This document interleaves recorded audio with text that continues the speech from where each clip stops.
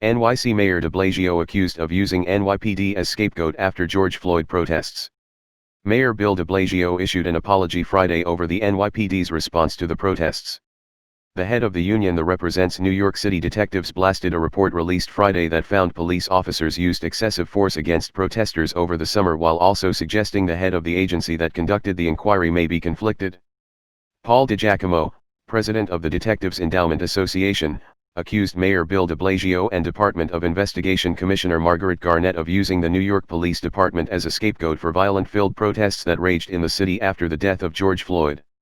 The irony that the DOI commissioner is appointed directly by the mayor of New York City should not be lost on anyone, DiGiacomo said. Our brave men and women in blue were sent to do an impossible job by elected officials who send mixed messages about what they want and have no experience in these dangerous situations. The 100-page DOI report highlights many criticisms against the NYPD. It cites mass arrests and the use of crowd control tools such as pepper spray and batons, which it says failed to balance public safety and the right of protesters to express their views. It concludes the NYPD's response to the protests and violence included several deficiencies that undermined public confidence in the NYPD's discharge of its responsibility to protect the rights of citizens to engage in lawful protest.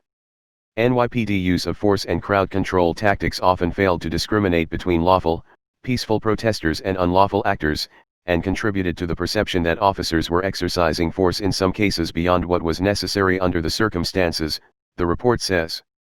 In a video, de Blasio issued an apology over the NYPD tactics. "It's a season of reflection right now, that's what the holidays are," he said. "I read this report, and I agree with it. I agree with its analysis and I agree with its recommendations, because it makes very clear we've got to do something different, and we've got to do something better."